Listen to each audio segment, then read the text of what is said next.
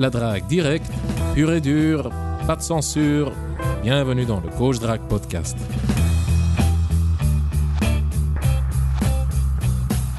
Roby, mon vieux, je suis super chaud. Aujourd'hui, j'aimerais te reparler de l'optimisation de ton monde intérieur, de comment faire concrètement, de l'importance, du pourquoi donc. Et ouais, je vais te donner quelques exemples. Je te l'ai expliqué, ces dernières semaines, j'ai eu toute une série de révélations. Ça a commencé par une grosse révélation qui a déclenché une cascade de petites révélations. Et ça va sonner prétentieux peut-être, mais bref, c'est comme ça. Peu importe que ça sonne prétentieux ou pas, j'ai l'impression de mieux comprendre les humains. En général, le comportement humain, l'être humain. J'ai l'impression d'avoir doublé mon intelligence émotionnelle. C'est un truc de dingue. Je suis encore sous l'euphorie de ces révélations. Tu vois, je t'en ai parlé, c'est comme si tu avais une bonne résolution, tu es motivé pendant 2-3 semaines, et oui, cette motivation, tu la sens dans ton corps, tu es un peu dans un état de transe, il y a une certaine chaleur qui parcourt ton corps, un certain enthousiasme. Dans la motivation, il y a un certain enthousiasme, un certain espoir. Ce que je veux dire par là, c'est que je suis encore un peu drogué suite à ces révélations. Cher auditeur, peut-être que certains trucs que je vais te raconter, tu les sais déjà. Peut-être que pour toi, c'est évident. Tu te dis, mais il n'y a rien de neuf. Peut-être que non. Enfin, je ne sais pas, moi. Mais en tout cas, pour moi, il y a plusieurs points qui se rejoignent. Et à la base, c'est tellement simple. Je t'ai dit je me comprends moi-même quand je regarde les gens autour de moi dans n'importe quel contexte. C'est comme ils sont transparents. Je les comprends. Je vois ce qu'il y a. Je vois pourquoi ils font ce qu'ils font. C'est dingue. Écoute, je vais commencer quoi. Ouais, commence. C'est vraiment structure. Ouais. Vas-y.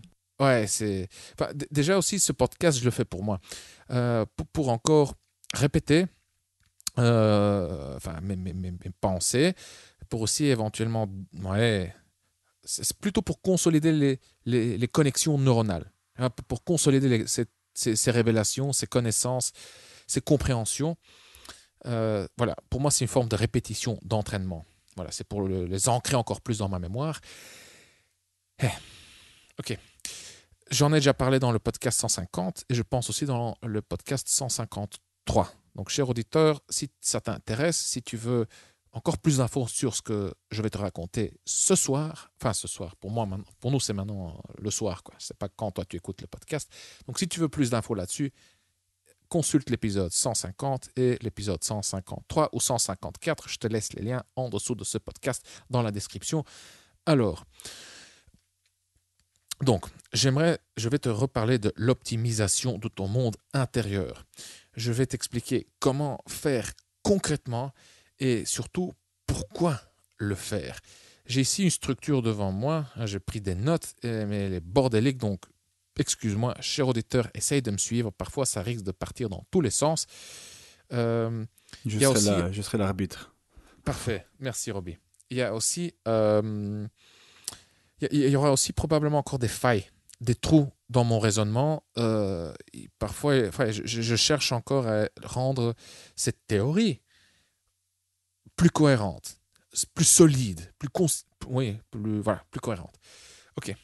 Donc, la grosse révélation que j'ai eue récemment, c'est l'importance, la puissance de l'optimisation de ton monde intérieur. Dans l'épisode 150, j'explique que pour moi, en ce moment, la plus grande source de richesse dans l'apprentissage et la pratique de la drague ne se situe pas dans le monde extérieur, mais chez moi, dans mon intérieur. Donc, ce n'est pas la énième fille, la énième baise, la énième séduction dans le énième bar, qui va m'apporter quelque chose en plus. Oui, je veux dire, ça va m'apporter une expérience en plus, ça va probablement raffiner de 1% ou d'un dixième de pourcent, je ne sais pas quoi, mes compétences, mais ça ne s'arrête pas. On veut toujours plus, encore, ça continue. On veut toujours du nouveau. Et la nouveauté, je vais y revenir très probablement. Pourquoi cette nouveauté? Pourquoi est-ce qu'on cherche constamment la nouveauté? Mais donc, ce que j'ai réalisé, c'est que la plus grande source de richesse se situe chez moi, dans mon monde intérieur, et plus précisément dans l'optimisation de mon monde intérieur. Et ça ne vaut pas que pour la drague, ça vaut pour tout, quoi. L'optimisation de ton monde intérieur, tu peux l'appliquer constamment, dans n'importe quel contexte, pour n'importe quelle situation, pour n'importe quel problème. Donc ça ne se limite pas qu'à la drague. Alors, l'optimisation de ton monde intérieur, comment faire concrètement? Eh bien, en théorie, c'est simple. En pratique, c'est plus difficile à faire. Ok. Comment on fait? Tu tournes ton attention vers ton intérieur. Tu t'observes toi-même, tout simplement. Tu observes ton train de pensée. Tu observes ton train de pensée et tu optimises tes pensées. Mais comment optimiser tes pensées, Consti?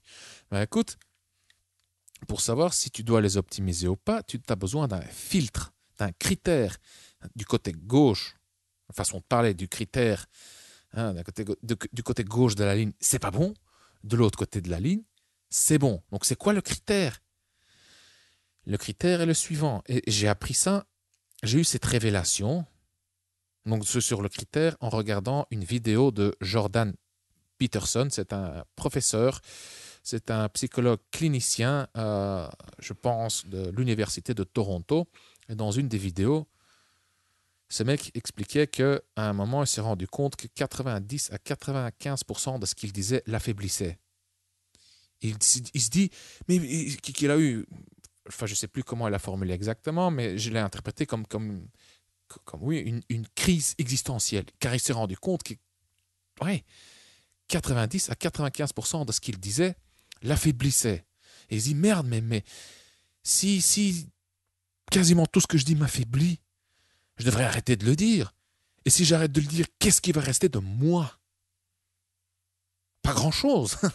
Si c'est 5 enfin 10 ou 5%, ben alors le moi, ben c'est un truc minuscule, quoi. Et il dit, ben peut-être que ça vaut quand même le coup d'essayer.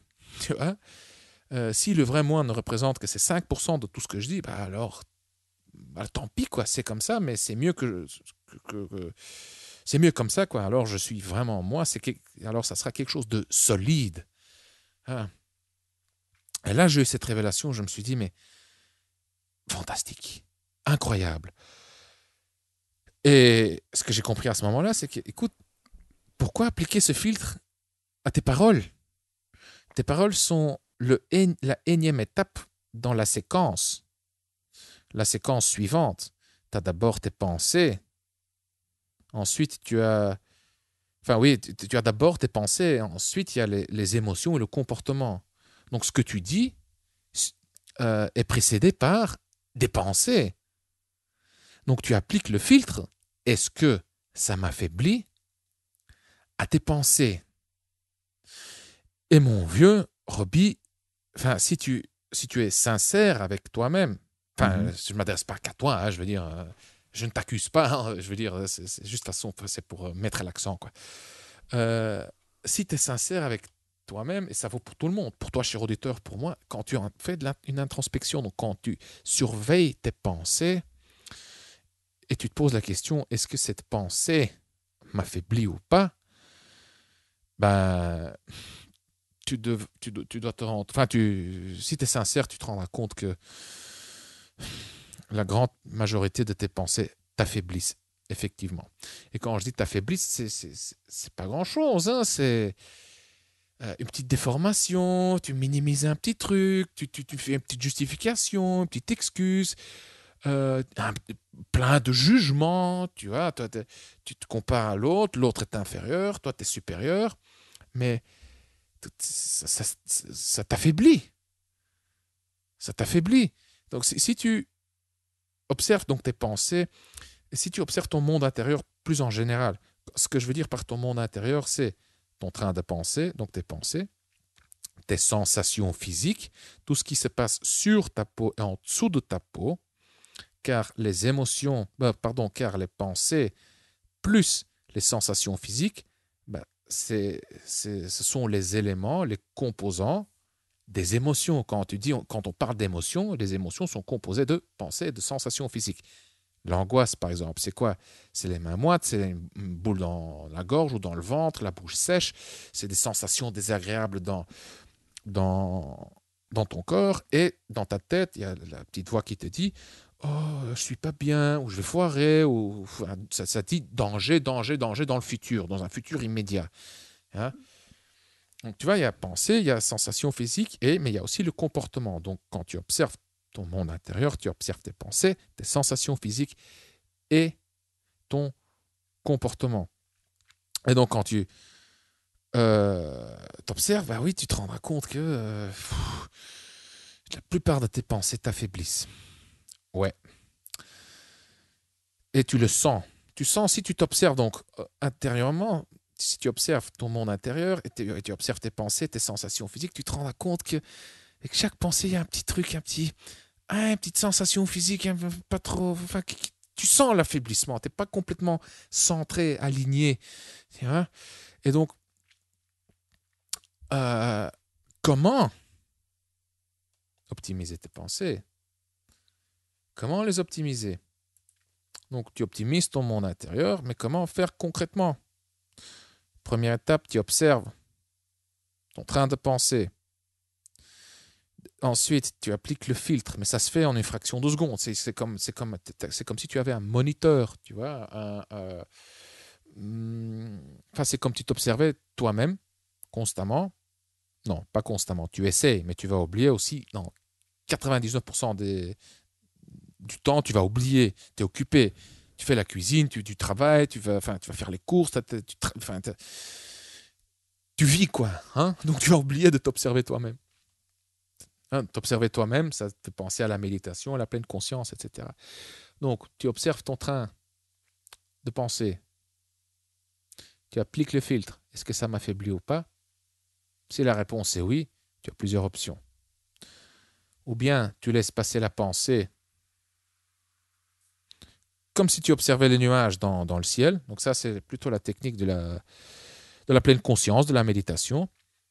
Ou bien, tu réinterprètes tes pensées. Tu les recadres, tu donnes un autre, tu changes tout simplement tes pensées. C'est comme si tu enlevais une brique et tu l'en remplaçais par une autre. Je vais essayer de te donner un exemple. Okay, un exemple tout con. Un mec aborde une fille, il se prend un râteau, il se dit « Oh putain, merde, je le savais, je suis nul. » Est-ce que, donc ce que je viens de dire maintenant, certains mecs l'expriment même. Ils l'expriment vis-à-vis de leur pote. Ils disent « Merde, j'étais nul. » Le fait de l'exprimer, c'est déjà la suite d'une pensée. Ils pensent qu'ils sont nuls. Est-ce que c'est une pensée qui t'affaiblit? Ben oui, bien entendu, c'est une pensée qui t'affaiblit. Et ça, c'est un bon cas à recadrer. Donc, au lieu de te dire je suis nul, tu te dis j'ai essayé, ça n'a pas marché. Donc, ou bien tu laisses passer la pensée, ou bien tu la réinterprètes, et tu la réinterprètes en utilisant des mots qui ont une charge émotionnelle moins élevée. Tu utilises tout simplement des mots neutres, tu utilises des mots objectifs qui décrivent la réalité sans jugement. Donc souvent, ce qui t'affaiblit aussi, c'est les jugements. Et donc ça, tu le changes tout simplement. Donc tu observes tes pensées, tu appliques le filtre. Est-ce que ça m'affaiblit? 9 fois sur 10, c'est oui. Tu laisses ou bien passer la pensée, ou bien tu la recadres. Tu la rends plus objective. Tu utilises des mots plus objectifs. Tu peux aussi tu essaies aussi de réinterpréter, donc de modifier tes pensées et donc de réinterpréter l'événement externe ou interne, voilà, le rejet pas de la part de la fille ou n'importe quoi. Enfin, ça peut Enfin, c'est pas quoi. T'as foiré tes examens, tu t'es fait engueuler par ton patron, t'as eu une dispute avec ta copine, avec des potes. C'est pas tout ça. Ça peut être réinterprété, recadré. Et ouais. Et voilà quoi. Donc et, et ça tu le fais le plus souvent possible. Voilà. Maintenant, pourquoi? On peut dire que c'est le principe, ça. Ça c'est le principe. Donc ça c'est le comment. C'est comme ça que tu optimises ton monde intérieur. Je vais donner bientôt quelques exemples, mais donc ça c'est la technique. Qu'est-ce qu'on reconnaît là-dedans? On reconnaît la méditation, la pleine conscience, on reconnaît le recadrage, il y a des éléments du stoïcisme ou de la PNL, enfin il y a plusieurs courants, mouvements qui ont découvert certains principes universels, quoi, qui marchent vraiment. Donc ça, c'était la technique. Encore une fois, je résume, tu observes ton monde intérieur, tu observes donc tes pensées, tes sensations physiques, ton comportement, et tu appliques le filtre, est-ce que ça m'affaiblit? Si oui, tu laisses juste passer ou tu recadres. Maintenant, pourquoi est-ce que c'est si important? Pourquoi est-ce que tu devrais optimiser ton monde intérieur? Mais je dirais constamment, quoi, ça devrait être un pilier, c'est comme si... Enfin, c'est comme... Ouais, je dirais que c'est même vital, quoi. Enfin, c'est pas vraiment, quoi. Car je veux dire, tu peux faire sans, tu vas survivre. Je veux dire, ton corps est enfin, toi, hein, l'humain, t'es un organisme, un système tellement magnifique et complexe. Je veux dire, tu vas survivre. Tu vois, si tu le fais pas, c'est clair. Mais si tu fais du développement personnel, pour moi, c'est la base, quoi. C'est la base, c'est la fondation, c'est là-dessus que se construit tout le reste. Que ce soit l'apprentissage de la drague, je sais pas, gagner des thunes sur Internet, l'entrepreneuriat, peu importe, même au boulot, enfin, ça devrait être vrai. Ça devrait être une pratique même quasi constante. Donc, pourquoi est-ce que tu devrais optimiser ton monde intérieur? Tu auras plus de paix. Ça va booster ton bonheur. Tu auras moins d'émotions toxiques. Car car tu interviendras, à force de pratiquer ça, hein, tu interviendras avant même que les émotions toxiques se déclenchent. Car une émotion toxique, comme l'angoisse, la colère, la jalousie, l'amertume, la frustration, souvent, elle est précédée par des pensées, des jugements, des pensées négatives. Ah, ce mec, c'est un salopard, il me veut du mal. Ah, bah, je vais lui. Enfin, tu vois, je vais me venger, tu vois. Lui, il est différent, il est nul, il est inférieur, moi, je suis supérieur. Tu sens qu'il y a une valeur émotionnelle, une charge émotionnelle toxique. Et donc, tu auras moins d'émotions toxiques parce que tu pourras intervenir avant même qu'elle germe, quoi. Et si elle germe, bah, tu pourras intervenir un temps pour réinterpréter la situation afin que tu laisses les émotions toxiques pas se développer. Voilà. Avec cet exercice, donc, tu développes ton cortex préfrontal. C'est le siège de la gestion de tes pulsions. Tu développes ton contrôle inhibiteur. En appliquant cette méthode, cette technique, appelle-le comme tu veux, tu auras plus de clarté d'esprit. Car quand tu prêtes attention à un truc, tu maîtrises le truc. Je vais essayer, je sais pas moi. Quand tu lis un livre, tu comprends le livre, tu retiens quelque chose, tu apprends quelque chose, tu lui prêtes de l'attention. Et donc, si tu prêtes de l'attention à ton train de pensée, si tu l'optimises, le résultat est que tu vas avoir un train de pensée plus sain, plus clair, tu auras une clarté d'esprit. Donc, tu auras une meilleure connaissance de toi-même. Et surtout, pour moi, personnellement, je tombe facilement accro, tu vois, à tout et n'importe quoi, jeux vidéo, branlette, porno. Là aussi, je dois me rendre compte qu'en fait, j'ai une faiblesse pour l'alcool aussi. Si je ne fais pas attention, je vais devenir un alcoolique. Enfin, maintenant, ça va, je veux dire, il n'y a pas de souci maintenant, mais je sais que j'ai cette faiblesse en moi.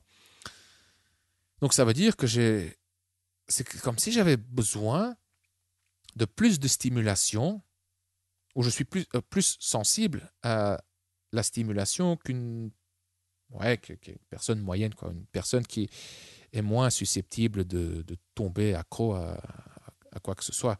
Et donc,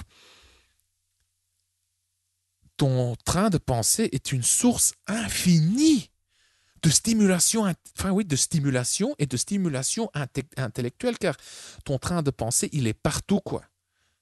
Il est partout, il est constamment, tu sais, il y a les pensées, et boum, boum, boum, boum, le train qui passe, le train qui passe. Et donc, chaque fois, quand tu le veux, où tu veux, quand tu veux, tu sais retourner ton attention vers l'intérieur et faire cet exercice. Ouais. Si j'ai une à question à te l'extérieur, poser... Ouais, c'est ton cerveau qui fonctionne comme ça. Je veux dire, tu fais pas attention à toutes les maisons dans la rue, à chaque brique dans la maison, tu vois.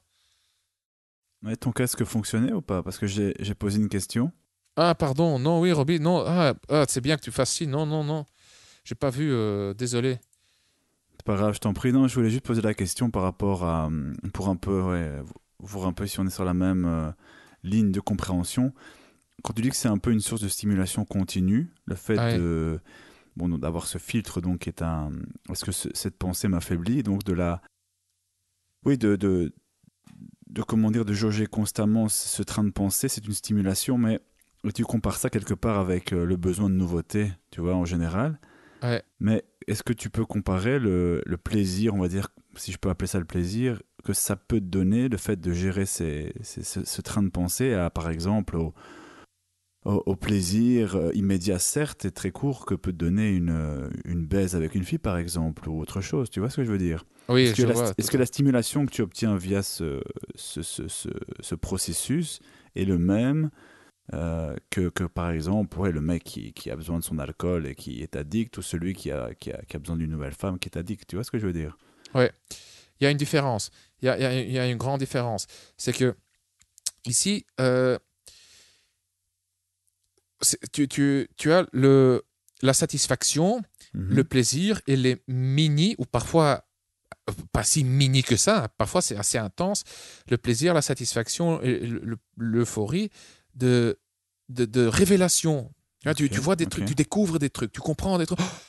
Et tu sais, ça procure un certain plaisir. ok, Euh, ok. mais ça a aussi un effet, oui, à long terme, c'est vraiment une source de satisfaction, car quand tu es confronté à des événements externes négatifs, eh ben, tu as toujours accès à cet exercice, tu as toujours accès à ton train de pensée, à tes interprétations, et tu sais toujours les recadrer. Tu vois, donc, même une baise, tu peux même appliquer ça sur la baise. Donc, c'est compatible. Je veux dire, parce que les événements, enfin, les trucs comme la baise et l'alcool, ce qu'il y a souvent, c'est que c'est, ce sont des grosses sources de plaisir et de dopamine. Mhm. Hein. Donc, surtout que tu vois, quand tu te bourres la gueule, tu as une partie de jambe en l'air, enfin, c'est fantastique. Mais le lendemain, tu fais une petite déprime, tu vois, tu tombes un peu dans un trou, surtout si tu bois, tu vois. Euh, la baise aussi, ce qu'il y a avec la baise, c'est que tu baises, ça déclenche l'effet, j'ai oublié le nom, enfin oui, c'est un mécanisme, donc quand tu baises, c'est génial, c'est fantastique, le lendemain, tu es toujours en forme, mais un peu plus tard, tu as de nouveau une envie de baiser. Mhm. Ouais, je Tu vois, connais très bien, ouais. tu as déjà remarqué que quand tu es moins actif, bah, tu as aussi moins envie. C'est moins Ouais. intense. Et une fois que tu recommences à baiser, tu as de nouveau envie de baiser, quoi. Après, enfin, ça dépend de ton âge, de ta santé physique, aussi de l'abondance. Je sais pas, enfin, voilà, mais souvent, quand tu te remets à baiser, bah, tu as, plus souvent envie de baiser. Donc, il y a de nouveau ce désir, cette frustration. Mhm. Il y a un côté comme ça, ouais, négatif, on va l'appeler. Il y a là, le manque, le désir aussi. Tu vois, que tu n'as pas avec ça. Mhm. Avec ça, donc avec cet exercice, avec l'optimisation de ton monde intérieur. Et quand je dis que c'est une source infinie de stimulation intellectuelle, déjà, c'est une source infinie de stimulation. Il faut juste observer ton train de pensée, tes pensées, tu vois, c'est... Enfin, t'as constamment des pensées, quoi. Ça s'arrête pas. Et donc, si tu arrives avec avec ton attention à vraiment éclairer ces pensées, à les rendre conscientes, bah, tu vas voir que ouais, ça ne s'arrête pas tout simplement. Oui, il y aura des éléments répétitifs. Mais donc, pour moi, c'est aussi vraiment une source oui, infinie de stimulation intellectuelle. C'est un challenge constant car ça ne s'arrête pas, quoi. Ça ne s'arrête pas. Et tu sais, il y a toujours un truc à améliorer. Et ce qui est génial aussi, c'est que tu peux même prendre une pensée et tu peux continuer à creuser, mon vieux. Donc, c'est pas juste à l'horizontale. Tu vois, le train qui passe. Mais c'est aussi... ouais, tu peux le faire dans le sens vertical. Tu prends une pensée, tu creuses, tu creuses, tu creuses, tu creuses. Là j'ai pas d'exemple concret, mais... bref, voilà. Tu sais, parfois, tu te sens inférieur et tu as envie de te justifier. Tu as commis une bêtise, enfin, je sais pas moi. Enfin, tu as fait un truc, tu arrives en retard, voilà. Et tu sens le besoin de te justifier. Parfois, tu dis, ouais, tu veux, ouais, tu te sens faible. Je vais le mettre. Ouais, je vais mettre la faute sur un facteur externe. Ouais, il y a le bus qui était en retard. Merde. Est-ce que ça m'affaiblit? Bah oui, ça m'affaiblit. J'ai menti. Je suis pas. J'ai pas été intègre. J'ai pas été sincère. Ok, pourquoi est-ce que j'ai pas été sincère? Parce que j'avais peur du regard de l'autre. J'avais peur de la réaction de mon patron. Ok, avoir peur. J'ai peur de la réaction de mon patron. Qu'est-ce qu'il y a derrière comme pensée? Ouais, j'ai peur d'être. Donc j'ai peur du regard de mon patron. D'accord. Est-ce que cette pensée m'affaiblit? Ouais. Qu'est-ce qu'il y a derrière cette pensée? Pourquoi j'ai peur de son regard? Car il a un certain pouvoir. J'ai peur de perdre mon job. Est-ce que cette pensée m'affaiblit? Oui, cette pensée m'affaiblit. Ça me rend dépendant d'avoir peur de perdre mon job. Pourquoi ça m'affaiblit? Pourquoi est-ce que ça me rend dépendant?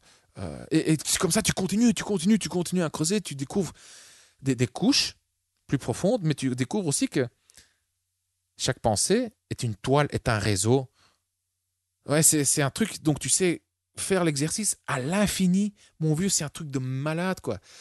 Enfin bref, je continue parce que là, je suis en train de me perdre. Tu vois, j'ai envie de creuser, de partir dans tous les sens, tellement je suis excité. Oui, c'est. Donc tu peux aller à l'horizontale, dans le sens vertical, et aussi dans. C'est comme une toile, vraiment comme une toile d'araignée avec donc tu as une pensée, c'est vraiment comme le cerveau, quoi. C'est un réseau. Tu as un nœud qui a comment dire, des connexions avec plein d'autres nœuds dans tous les sens. Enfin, c'est un truc de malade, quoi. Et maintenant, écoute ça, Roby. Aussi, pourquoi est-ce que c'est tellement important, à mon sens, de faire cet exercice? Pourquoi est-ce tellement important d'optimiser ton monde intérieur? Mais car ça aura aussi un impact sur le monde extérieur, bien entendu. Mais oui, c'est tellement évident quand tu y penses. Regarde, tout est lié. Tes pensées, tes émotions et ton comportement. Tu vois, elles sont liées. Je veux dire, tes pensées ont une influence sur tes émotions et sur ton comportement. Mais tes émotions ont aussi une influence sur tes pensées et sur ton comportement. Donc tout est lié. Ah, regarde quand tu es fâché. Tu vois, la colère est, est une émotion qui t'engage. Tu veux pas tout de suite lâcher prise. Hein? Quand tu es fâché, qu'est-ce que tu fais? Bah, tu cherches des raisons pour justifier la colère. Oh, c'est ta faute, t'es un salopard. Regarde, t'as fait ça, ça, ça, ça et ça. Tu me veux du mal. Tu penses qu'à toi-même. T'es un égoïste. Tu m'écoutes jamais. Tu vois? Et donc, ça se traduit dans des paroles, etc. Et donc, tu as toutes ces pensées, mais toutes ces pensées t'affaiblissent. Ce sont des fausses pensées, ce sont des généralisations. Hein? Mais donc, les pensées, les émotions, le comportement sont liés. Mais avec quoi est-ce que tu interagis avec le monde extérieur? Je veux dire, tu interagis avec le monde extérieur via ton comportement. C'est comme ça que tu manipules et que tu influences le monde extérieur. Hein, si maintenant, supposons, ouais, un exemple tout con, quoi. Enfin, je vois un gars, il ne me plaît pas, je le charge et je le tape. Bah, c'est clair que voilà, j'ai eu une influence, un impact sur le monde extérieur. Et ce comportement est le résultat de certaines pensées. Voilà. Donc, si tu En optimisant ton monde intérieur, via la chaîne pensée, émotion, comportement, tu influences l'environnement qui à son tour va te donner un feedback. Ton environnement va réagir. Voilà, et cette réaction, là, cet événement, là de nouveau, ça entre dans ton cerveau via ta perception, donc via le regard, via l'ouïe, hein. Euh, et là, de nouveau, bam, tu peux le réinterpréter. Donc là, de nouveau, ça génère des pensées que tu peux interpréter. Je le constate juste avec ma femme. Il suffit juste qu'elle rentre fatiguée et irritable du boulot et que moi, j'interprète son irritabilité comme une attaque personnelle pour que ça déclenche un conflit, quoi, une dispute, tu vois. D'autre part, je peux très bien interpréter son comportement comme elle est fatiguée, elle a une journée chargée, et à son contrôle inhibiteur qui est épuisé parce qu'elle a toute la journée dû se contrôler, et voilà, être poli, et aimable et serviable avec les clients, je ne sais quoi. Donc ma femme est fatiguée, je lui donne de l'espace. Et moi-même, je reste calme. Et tu vois, juste le fait d'interpréter différemment son comportement, elle, change en moi mes émotions, mon comportement qui va, elle, la mettre plus à l'aise aussi. Donc, pourquoi est-ce si important? Car ça a quand même, indirectement, un impact sur le monde extérieur. Et la dernière raison est aussi tellement puissante, Robbie. C'est un truc de malade, vraiment. En faisant cet exercice, finalement, ce qui se passe, et c'est même prouvé, tu vas mieux comprendre les autres aussi. Tu comprends mieux les hommes, les femmes, tout le monde. Tu comprends mieux vraiment le pourquoi de leur comportement, tout simplement. Pourquoi ils font ce qu'ils font? Pourquoi cette expression faciale? Pourquoi ce comportement? Pourquoi ces paroles? Pourquoi ces gestes? Tu sais, je ne sais plus où j'ai lu ça quelque part, mais tu sais, les champions du monde de l'intelligence émotionnelle, tu sais qui c'est? Non. Eh ben, c'est bizarre, hein, mais c'est contre-intuitif. C'est les moines bouddhistes.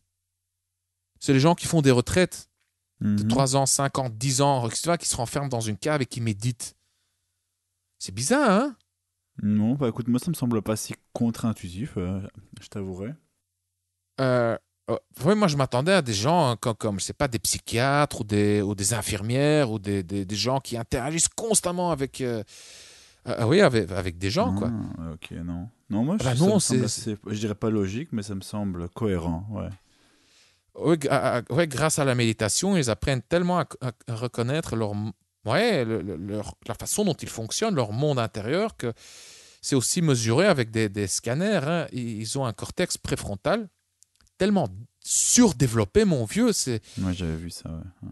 Ces mecs, tu sais qu'ils puisent de l'énergie en faisant en faisant des activités qui demandent la concentration.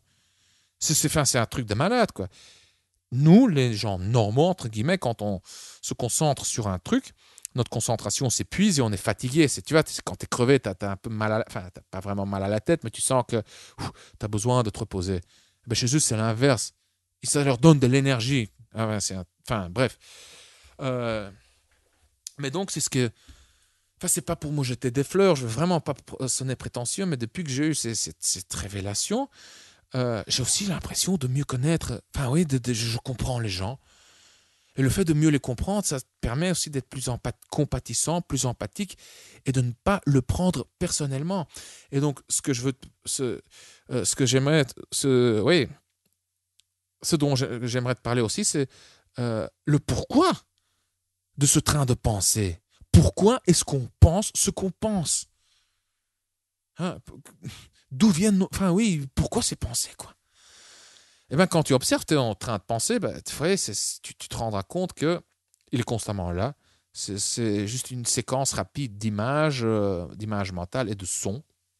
Hein, des images mentales, ça peut être des photos, des images dynamiques, hein, comme des films. Ces images et ces sons, enfin, ça peut être quand c'est ta voix interne, tu vois, ça peut être ta voix à toi ou ça peut être la voix de quelqu'un d'autre, imaginaire, dans ta tête. C'est ça, quoi. Ça sont tes pensées. Et ouais, c'est des pensées. Ou bien tu as des des souvenirs, ou bien tu penses au futur. Donc, dans ta tête, quand tu es en train de penser, c'est si tu es toujours dans le passé ou dans le futur. Donc, c'est ou bien des mémoires, ou bien de l'imagination. Et souvent, ce sont des jugements aussi. Tu vois? Mais pourquoi? Pourquoi le présent? Pourquoi le passé? Pourquoi ces jugements? C'est quoi vraiment, vraiment comment dire, la raison d'être fondamentale de tes pensées? Je pense que, je ne suis pas certain, hein, cher auditeur, si tu as une idée, si tu as un bouquin à me recommander, mais moi je pense que c'est lié à la survie tout simplement. C'est un truc darwinien, tu vois. C'est juste, ouais, c'est pour la survie. Et donc quand tu regardes en fait ton train de pensée, ça tourne toujours, mais donc ton train de pensée, mais par conséquent aussi tes émotions et ton comportement, c'est toujours une question de combat-fuite, de danger ou de sécurité, de rapprochement ou d'éloignement, de dominance ou de soumission, de supériorité ou d'infériorité. C'est toujours une question de statut, de ton statut au sein du groupe. Mais ça peut être aussi un groupe imaginaire. Hein. C'est toujours une question d'ego. Mais bon, l'ego, je trouve que c'est trop vague comme terme. C'est pour ça que j'ai rajouté toute la liste que je viens de citer, hein, combat, fuite, danger, sécurité, rapprochement, éloignement. Ouais, j'ai fait toute cette liste car à mon sens, tous ces mots, ces dichotomies ont un point en commun sur lequel j'arrive pas à mettre encore le doigt, tu vois. C'est pour ça, voilà, statut, ego. Le but, euh, c'est c'est la survie, quoi. Euh, ouais, je vais te... Enfin, ouais, je vais te donner un exemple. À la salle de muscu, qui se trouve au top de l'hiérarchie? C'est le mec le plus balèze, le plus musclé, avec le physique le plus esthétique. Ça dépend du critère du groupe, tu vois. Et alors, tu as les moins balèzes en dessous, et ainsi de suite. Et donc, c'est qui va dire bonjour en premier? Ben, c'est ceux qui se trouvent en bas de l'hiérarchie qui vont plus facilement ou plus rapidement aller vers les autres, enfin, vers ceux qui se trouvent en haut de l'hiérarchie. Donc, le mec au top de l'hiérarchie, il va moins souvent, c'est ce que j'ai remarqué à la salle, peut-être que c'est aussi lié à je sais pas, à sa timidité, quelque part. Enfin, je ne dis pas qu'il est vraiment timide, mais il est peut-être un peu plus introverti et réservé. Euh, mais donc pourquoi? Ouais. Et je constatais, c'est souvent les autres qui viennent vers lui, et lui, il va beaucoup moins souvent vers les autres. Pourquoi? Car les gens, oui, c'est une question de... Ils vont vers le dominant. Donc, en s'associant avec le dominant, leur statut augmente. Temporairement, brièvement, mais c'est un truc purement inconscient. Hein. C'est comme si, voilà, quand tu vois une bombe, tu ne te dis pas, ah, tiens, elle a de bons gènes, ça augmente mes chances de survie, donc maintenant je vais volontairement avoir une érection et ressentir des papillons, des titillements dans le bas-ventre et dans les couilles. Ben non, tu es juste attiré, tu vois, c'est un truc darwinien, c'est une adaptation évolutionnaire, boum. Donc, euh, tu ne te dis pas, ah, bah, je vais dire bonjour au mec qui se trouve au top de la hiérarchie pour augmenter mon statut. Ah non, tu vas lui dire bonjour. Ou bien tu ne vas justement pas lui dire bonjour par peur, parce que tu te sens tellement inférieur. Mais quand tu regardes, même entre potes, mon vieux, même les très bons potes qui collaborent, il y a l'élément de compétition qui est présent chez eux. C'est juste que le combat de dominance a été, comment dire, a eu lieu dans le passé, et les positions sont fixes. Les positions sont fixes et chaque individu est bien dans sa position, il reconnaît son rôle et voilà, il y a une bonne connexion, ils ont un bon rapport, ils s'entendent bien, ils se marrent, ils rigolent, ils font du bonding, comme on dit en anglais. Comment est-ce qu'on pourrait traduire du bonding en Robbie? Hmm. Ouais, la connexion, ouais, je sais pas, du rapprochement. Ouais. Ouais, c'est ça, c'est ça. Mais donc, juste ce bonding confirme justement voilà, les positions. Lui au top, toi, enfin, l'un au top, l'autre en dessous. Et ouais, enfin, quoi, suffit juste d'observer ouais. les gens, et ça tourne toujours, mais toujours autour de ça. Hmm. Ouais, Vraiment, je suis enfin, d'accord. regarde dans une entreprise, il y a une hiérarchie. Il y a un mec au top, tu as l'hiérarchie formelle, tu as l'hiérarchie informelle. Dans une famille, il y a une hiérarchie. Tu vois. Et même si tu regardes tes pensées, il y a une hiérarchie. Pardon, si tu regardes tes pensées, ça tourne toujours autour de ça. Combat, fuite, danger, sécurité, rapprochement, éloignement, dominance, soumission, supériorité, infériorité, statut, ego. Pourquoi ouais, c'est pour la survie, quoi. Voilà. Euh, Qu'est-ce que je voulais te raconter encore? Ouais, je sais pas, c'est plus ouais, c'est ça. Et donc, ouais, si je notais encore une question, et si tu ne le faisais pas, que se passerait-il? Si tu n'optimisais pas ton monde intérieur, que se passerait-il? Bah, rien, quoi. Tu continuerais à vivre comme tu vis maintenant, mais tu rates tous les bénéfices, tous les avantages. Et j'ai l'impression que certaines personnes, en vieillissant, deviennent plus amères, plus sombres. Ça se voit à leur visage. J'ai l'impression que les gens heureux, qui deviennent de plus en plus heureux, enfin qui deviennent plus heureux en vieillissant, que c'est une minorité. Donc, il y a un composant génétique. Le bonheur n'est que partiellement héréditaire. Et je crois que tu as 40% d'impact là-dessus. Au moins Mhm. 40%. C'est une question de mindset, d'état d'esprit. 40%, c'est presque la moitié. C'est énorme, quoi. Euh, mais moi, je pense qu'avec... Mais en plus, tu vois, ces études ont été faites par des Occidentaux, des gens qui ne pratiquent pas nécessairement la méditation, des gens qui ne pratiquent pas nécessairement ce que je viens de te raconter maintenant, la méthode. Moi, je suis certain qu'avec cette méthode, mon vieux, enfin oui, la puissance de ce truc est que tu as encore un grand avantage, c'est que ça te donne le pouvoir toujours, partout, constamment, car tu as toujours le choix de comment tu vois les choses. Même si maintenant je mets un flingue contre ta tête, quoi. Tu as toujours le choix ok, tu vas avoir peur, tu vas avoir la trouille, tu vas avoir peur de mourir, mais quelque part, tu as toujours le choix de comment tu interprètes, comment tu vois le truc. Et donc ça aussi, c'est un grand avantage, ça te donne le pouvoir, quoi. Ouais, ouais, si tu ne fais pas, qu'est-ce qui va se passer? Ben, ouais, tu resteras plus réactif aux événements externes. Euh, Ouais, je sais pas pourquoi, mais aujourd'hui, enfin, en posant cette question, je repense chaque fois aux vieilles personnes que je vois. Ces derniers jours, je vais tous les matins travailler dans un bar super sympa ici à Tir-le-Mont. Et tu vois, il y a les petits vieux qui viennent le matin boire leur café et manger leur morceau de gâteau. Et il y en a, tu vois, ouais, certains de ces vieux, tu vois que c'est comme s'ils sont juste là en train d'attendre la mort, quoi. Ils ont un regard vide, ils savent pas quoi faire, tu vois, sont juste là. Et on a d'autres qui sont plus éveillés, tu vois, ils ont le goût de vivre. Et donc c'est ça. Je pense que, ouais, ouais. Bref, si tu faisais pas, bah, que se passerait-il? Bah, chez moi, en tout cas, moi, je sens que ça me fait vraiment, vraiment, vraiment du bien, quoi. Mais à tel point que, voilà, tu sens mon enthousiasme. Je suis toujours aussi excité, quoi. Voilà. Enfin, oui, j'aimerais ici terminer par te donner quelques ressources, cher auditeur. Comment te perfectionner là-dedans? Déjà, par la pratique.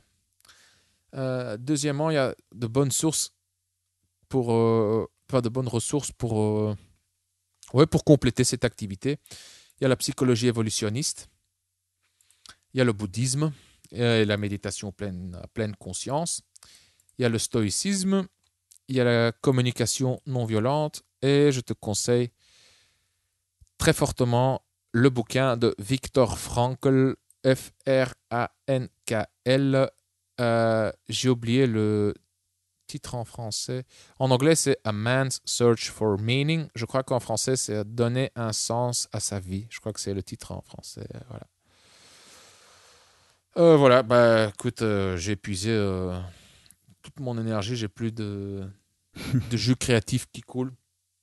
Donc, je pense avoir tout dit. Je sais pas si tu as des questions. C'est clair ou pas? Ouais, non, c'est très clair en fait. Et en fait, ouais, moi j'ai, par rapport à tout ce que tu as dit, j'avais comme ça des petits, justement, en train de penser, mais par rapport à à des choses qui parlent plus aux gens. Par exemple, on entend souvent parler, tu prenais l'exemple des vieux qui allaient manger leur bout de gâteau, leur café tous les matins, et tu voyais vraiment des gens comme ça qui attendaient la mort, entre guillemets, et d'autres qui étaient vraiment plus joyeux. Et je pense que c'est assez, enfin, on en parle assez souvent quand même, c'est plus, on va dire, mainstream, qu'il y a des gens qui passent leur vie comme ça ouais, ouais, à se comparer aux autres, ils passent littéralement leur vie à vivre dans ouais, à être victimes de leur train de pensée, justement. Donc ils sont, et t'as raison, ces gens-là peuvent devenir très aigris, très marqués même au niveau visuel, au niveau physique, parce qu'ils se laissent entraîner par ce train de pensée jusqu'au bout de leur vie, en fait. Et à un moment donné, ils ont dit, j'essaie de contrer ça, d'y travailler.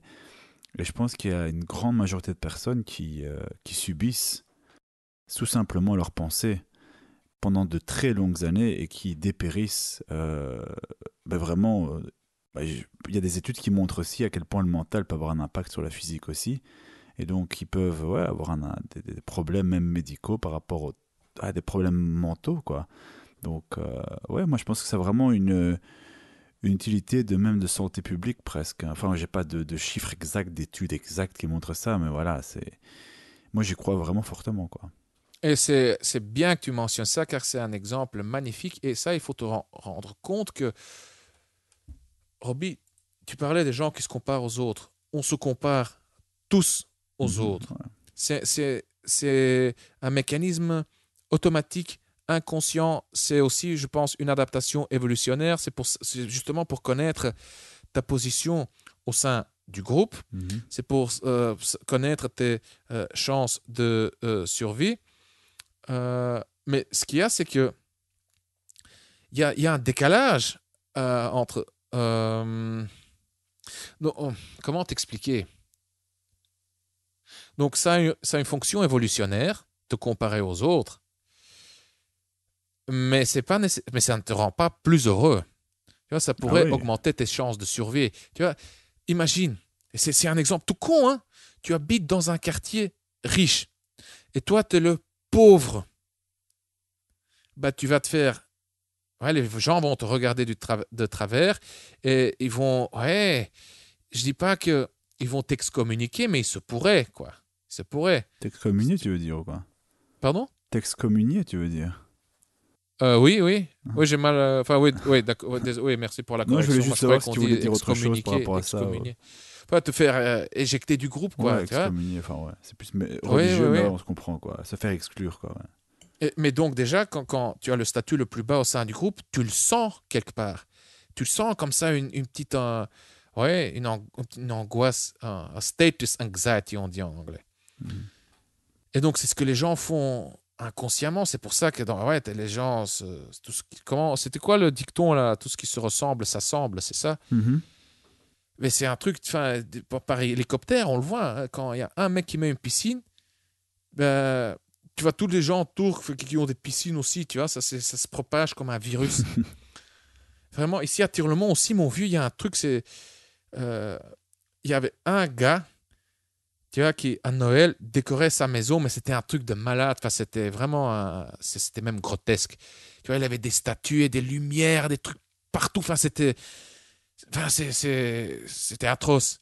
Tellement il avait des petites lumières et des statues et enfin, des trucs, des machins. Enfin, je sais pas. Il y avait même des gens qui venaient le regarder. Tu vois, ben, il fallait voir les maisons autour. Ils étaient tous, toutes aussi beaucoup plus décorées que les maisons plus loin, quoi. Et à un moment, il y avait même un concurrent, tu vois, qui est venu après lui, mais qui avait encore plus de lumière et de guirlandes et de statues et Mhm. de trucs, des machins, des. Tu vois, ça se propage et c'est. Et donc, pourquoi statut, dominance, soumission, compétition, car apparemment, celui qui est au top de ouais, au top de l'hiérarchie, quoi, il a plus de chances de survie, il a plus d'attirance, enfin, il attire plus les partenaires du sexe opposé. Enfin, tout ça, c'est lié, tu vois. Et donc, je pense aussi que ça, c'est vraiment encore une fois, je ne suis pas certain, c'est une pure hypothèse, je devrais me renseigner, hein, je devrais lire des bouquins. Mais donc, je n'ai pas encore trouvé de bouquin concret sur le train de pensée, sur la conscience et la psychologie évolutionniste. Ça doit certainement exister. Mais donc, c'est lié à ça, quoi. Donc, tes pensées ont cette fonction de... J'ai même... Ah, je ne sais plus où j'ai lu ça. Je crois que c'est dans un bouquin sur... Ouais, cravings, je pense. Mhm. Sur l'envie. Un bouquin sur l'addiction qui disait que notre cerveau est constamment en arrière-plan en train de surveiller la santé de du moi. Le moi, qui suis-je? Mais moi, qui suis-je? C'est pas un truc isolé. Le concept moi, le soi, c'est toujours en relation avec l'autre. Le soi, dans le désert, tout seul, enfin, désolé, ça n'existe pas, quoi. Mais donc, il surveille constamment ton statut. Et dès qu'il y a un truc, ouais, réaction, danger, hein, angoisse, et donc ça, c'est la fonction des émotions aussi, quoi. Ça te dit physiquement où tu te situes. Est-ce qu'il y a un danger ou pas? Hein? Mhm. Euh, Bref. Mais donc oui, est-ce que ça t'affaiblit? Bah, souvent oui, quoi. Dès qu'il se... Souvent oui. Surtout dans notre société, ouais, je veux dire, tu vas pas crever de faim. Si tu te fais euh, rejeter par tes potes ou quoi, ou par une femme, tu peux trouver d'autres amis. Mais oui, on a notre bagage évolutionnaire dans une société, une culture qui a évolué beaucoup, beaucoup, beaucoup plus vite. Et donc, je pense que c'est justement ça, cette fonction évolutionnaire, qui en même temps est la cause de toutes ces pensées qui t'affaiblissent. Et pourquoi est-ce que ça t'affaiblit? Ben, ouais, je sais pas allez, d'office, tu te compares aux autres. Ah, et là, c'est là que j'ai des trous dans ma théorie. Pourquoi est-ce que ça t'affaiblit? Je sais pas. Mais je sais pas concrètement. Je vais trouver la réponse, hein, mais tu le sens. Tu le sens. Quand tu es face à quelqu'un qui t'intimide et tu veux te justifier, tu vois? Mhm. Tu sens que tu es plus faible, tu sens que tu es inférieur. Ou bien quand tu es en face de quelqu'un qui est plus faible que toi, Tu pourquoi s- est-ce que tu veux le dominer? Ça aussi, quelque part, et c'est pourquoi ce besoin inconscient souvent d'affirmer ta supériorité? Parfois conscient, hein. Pas Parfois, c'est toujours, conscient aussi. pas Ouais, toujours ouais. inconscient, ouais. Pourquoi? Mais en même temps, c'est un signe de faiblesse aussi, car si tu étais vraiment au top, tu n'aurais pas besoin de te prouver, tu vois? Mm. Mais ça, c'est un très bon exemple aussi parce que moi, je m'étais rendu compte d'un moment que j'avais cette tendance parfois, il y a quelques années, à rabaisser sans me rendre compte de manière effectivement automatique. Moi, j'avais pas ce raisonnement, est-ce que ça m'a affaibli? Par contre, je me suis rendu compte que c'était un signe de faiblesse de le faire à chaque fois. Donc, quand maintenant ça m'arrive de nouveau automatiquement, moi, j'ai ce réflexe de me dire que oui, tu es en train de le faire pour, ouais, quelque part, pour te valider ou que sais-je. Et donc, j'annihile directement ce comportement en changeant ma façon de communiquer et en étant Hmm. plus égal par égal. Donc ouais, c'est encore un élément pratique, sauf qu'à l'époque, oui, j'avais pas ce schéma en tête, mais c'est comme ça que j'ai procédé, quoi. Je me suis pas dit oui, ce que ça m'affaiblit, mais je m'étais plutôt dit oui, c'est pas bien ce que tu fais, c'est faible.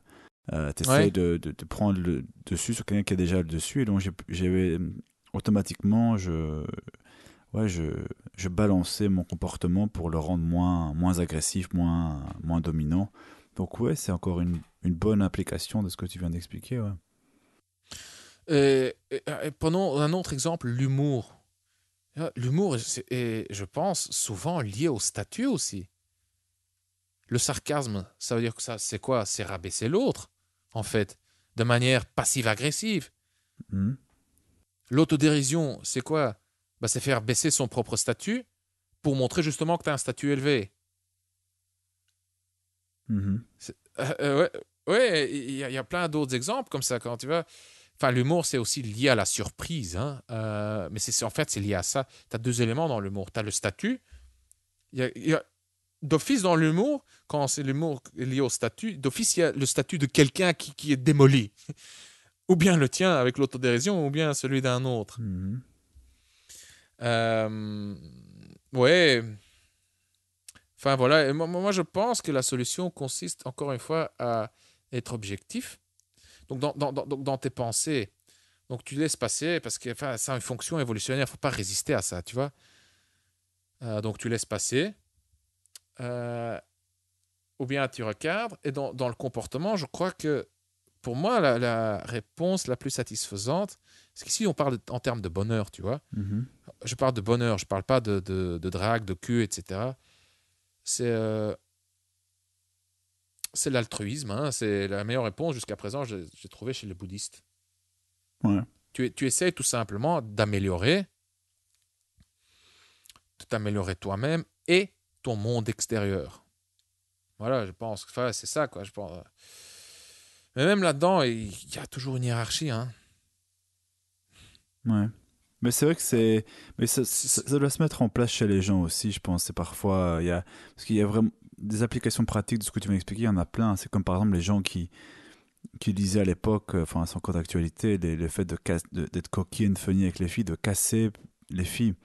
Et on a qui exagéraient ça, mais ça aussi c'était un signe de faiblesse, de vouloir casser l'autre pour essayer de se mettre en valeur. Parce que si vraiment tu étais à l'aise avec quelque part avec toi-même, enfin, tu étais confiant suffisamment, bah, tu chercherais pas à essayer de procurer un effet chez l'autre, parce que quelque part, tu cherches à compenser une faiblesse chez toi. Et, et d'autres personnes aussi moi j'étais comme ça aussi avant, je suis encore un peu comme ça, quand tu mesures trop tes mots, parce que tu as peur de faire une mauvaise impression, Tout à fait. tu vois. Bah, Tu vois, l'ego, statut, toujours c'est lié à toujours, ça. toujours, Où je me toujours, toujours, situe, ouais. où? Toujours, toujours. Et donc, c'est clair que le simple fait d'avoir cette interaction en direct avec cette pensée, ouais, permet ouais, de micromanager en direct comme ça ce que tu vas faire juste après. Et ouais, d'éviter des conflits intérieurs qui peuvent vraiment, sur le long terme, être déplaisants pour tout le monde, quoi. Ouais, ouais, tout à fait. Ouais. Mais c'est un très Tout à bon fait. exercice, mais c'est vraiment... chacun va avoir, je pense, comme toi, des mini-révélations avec ce type de... Enfin, avec ce processus, quoi. Ce processus de gestion des pensées. Je pense que chacun va avoir des mini-révélations. Donc c'est vraiment une technique qui est... Enfin, une technique, c'est vraiment un principe de Ouais, base tout à fait. qui me semble vraiment très très très utile et qui doit être pratiqué dès maintenant, quoi. Et constamment, tu vas oublier dans 99% des cas, tu vas foirer, Hmm. enfin, tu vas te rendre compte que, ouais, tu te laisses emporter. Ouais, mon vieux. Enfin, et même maintenant, quand je m'écoute, toi, quand je t'écoute, j'entends constamment des trucs qui m'affaiblissent, qui t'affaiblissent. Enfin, plutôt des trucs, enfin, c'est statut, ego, moi. Hmm. En même temps, c'est tellement libérateur. On me dit, wow, on est tous en fait juste des petites créatures en train d'essayer de survivre et en train d'essayer de plaire aux autres. En fait, ce sont des cris d'amour. Enfin, sans vouloir sonner, comment dire, pas des cris d'amour. C'est juste, ouais, confirme mon existence. Laisse-moi, s'il te plaît, accepte-moi. Je veux faire partie de ton groupe. Je veux ton approbation. Hmm. Enfin, c'est ça, quoi. Oui, et tu sais, on parle beaucoup dans la communauté de séduction de validation. Tu vois, ah, il faut pas chercher la validation. Mais ça revient. Enfin, oui, on cherche tous constamment la validation. En fait, c'est ça. C'est aussi ça, quoi. Quand je dis statut, tu vois, il y a ton cerveau qui scanne constamment l'environnement pour voir où tu te situes. Bah, c'est ça, c'est juste ça. C'est une demande de validation. Confirme mon statut, confirme ma position. Mais bon, bref, moi, je vais me taire, sinon, je vais continuer des heures et des heures et des heures. Ben, on a Je te vu, dis, je on en fera. regarde les gens, j'observe les gens, je me dis, c'est ça. Enfin, et moi, ça m'aide aussi, encore une fois, hein, à pardonner aux gens, quoi. Quand quelqu'un, tu vois, m'agresse, m'attaque, m'insulte, me taquine, essaye de me rabaisser hein, de manière passive-agressive, avec un petit sourire ou le mépris, c'est juste que l'autre n'est pas certain de sa position. C'est tout, il essaye de confirmer sa position. Et s'il le fait voilà, sur mon dos, bah, pourquoi lui en vouloir? Tu vois? Mhm. Et si je suis pas là, il va le faire avec un autre, c'est clair. Donc c'est pas moi, c'est lui qui est en besoin de confirmation. Tu vois, ça c'est Eh oui, pas de souci, t'as besoin de valider. Bah oui, je lui donne, quoi. Je lui donne. Mais comme ça, moi, je reste beaucoup moins affecté. Enfin, ça m'affecte moins, voire pas du tout émotionnellement. Ça dépend des cas, des mecs, est-ce que je suis en forme ou pas, je suis fatigué ou pas. Et donc, je reste souriant et heureux et confiant. Et qu'est-ce que ça fait? Bah, automatiquement, ah bah, ça augmente mon statut. Car je suis pas affecté émotionnellement, tu vois. Tu vois, le grand paradoxe dans tout ça, c'est quand tu cherches pas à être validé, tu es déjà au top, quoi. Ouais, bah, Parce c'est que ça en justement, fait. Ouais, tes émotions stables, avec, avec tes compétences sociales qui se rajoutent à ça, font que les gens, enfin, oui, tu vas partout, les gens sont là en train de, inconsciemment, ils ne le savent pas, ils sont là en train d'agir en fonction de leur statut, ils essaient de protéger leur statut, ou bien essayer de grimper sur l'échelle en essayant de rabaisser un autre. Hein. Et toi, tu es là, tu navigues entre eux, en fait. Tu ne participes pas à ce jeu, ou Mhm. beaucoup moins.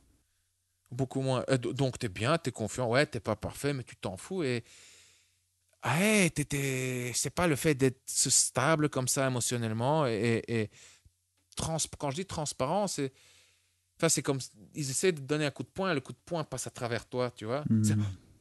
C'est comme si tu es dans la matrice.